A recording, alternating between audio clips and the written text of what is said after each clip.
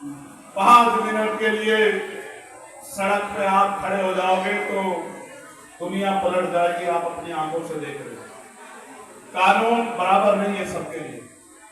मस्जिदों पे, खानकाहों पे, मदरसों पे बुलडोजर चिन्हित करके चला जा रहा है। और जो धार्मिक हमारे गुरु हैं, जैसे महाराष्ट्र में एक मंत्री है, वो कह रहा है कि पाकिस्तान चले जाओ, पाकिस्तान चले जाओ। आ जाओ नगीना, हम भेजेंगे, बताएंगे कहां भेजना है आप जैसे लोगों को। और हमने कहा था कि अपनी सरकार के लोगों से कहो कि वो भी आ जाए, जो अपने आप को कहते हैं कि बहुत बड़े नेता। नगीना में, बिजनौर में आओ, स्वागत करेंगे आपका। मेरी बात को याद रखना, आप यहाँ आके दिखाओ ताकत। अन्याय, कोई ताकतवर है वो इसलिए ताकतवर नहीं है कि वो गरीबों में अत्याचार करे। ताकतवर वो है इसके साथ खड़े होकर हर गरीब कमजोर अपने आप को ताकतवर महसूस करे।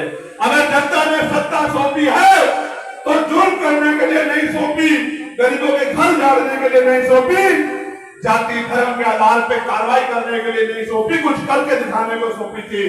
9 साल हो गए खून चूसते हुए आपको उत्तर प्रदेश की जनता का।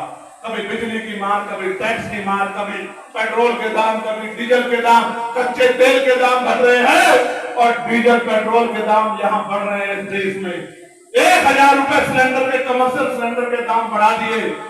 कोई पूछने वाला नहीं है, टोल के नाम पे आप जेब काट रहे हो। और अगर कहीं कोई सवाल कर दे तो लाठियों से पीटते, ये गरीब जाए तो जाए कहां। इसलिए हर व्यक्ति को ये मन में पक्का कर लेना है कि सरकार को हम इस सत्ता परिवर्तन यात्रा के जरिए उखाड़ कर फेंक देंगे और उत्तर प्रदेश में मानवता के राज वाली, बेगमपुरा राज वाली आजाद समाज पार्टी की सरकार बनाएंगे।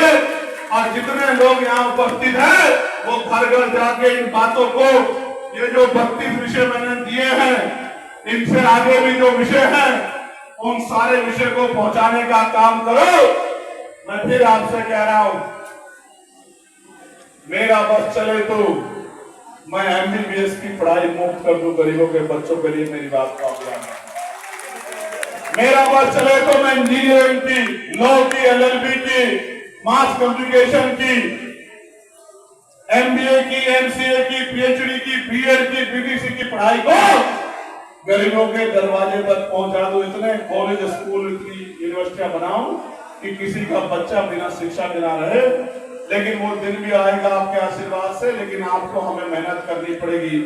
मैं पुनः आपका धन्यवाद करता हूं इस ऐतिहासिक कार्यक्रम के लिए। जो जितनी समितियां बनी है उनके एक साथी का धन्यवाद करता हूं। जिस तरह सीनियर लोग, हमारी लीडरशिप जो विभिन्न प्रदेशों की है और उनको जिम्मेदारियां दी गई है कि वो मंच में ना बैठ के काम करे, जिस तरह वो पूरी मजबूती से डटी हुई है और अपने आप सारी जिम्मेदारी उठा रही है, मैं उनका बहुत बहुत धन्यवाद करता हूं। और मैं पुनः आपसे कह रहा हूं